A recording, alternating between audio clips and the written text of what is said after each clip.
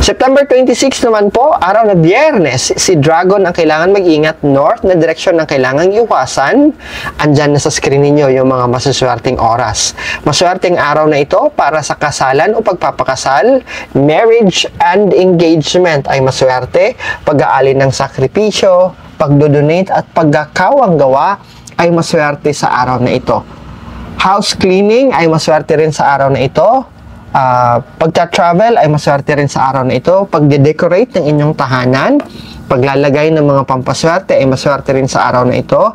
Groundbreaking sa ipagagawa ninyong building ay maswerte rin sa araw na ito. Grand opening ng negosyo ay maswerte rin sa araw na ito. Pag-i-install ng mga muebles o furniture ay maswerte rin sa araw na ito.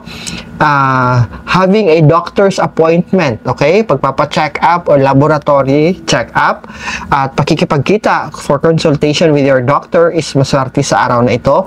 Treatment or surgery ay maswerte sa araw na ito. Pag-i-install ng mga poste or laying the foundation ng pinagagawa ninyong tahanan o building ay maswerte sa araw na ito. Maswerte rin ng araw na ito bilang unang araw sa pinagagawa ninyong tahanan. Ang kailangan nating iwasan sa araw na ito, pagdalo ng funeral services, pag-i-install ng mga appliances, pagsasaayos ng inyong bangka, pagkukumpuni ng bangka o paggagawa ng bangka para sa mga fishermen natin ay hindi maswerte sa araw na ito.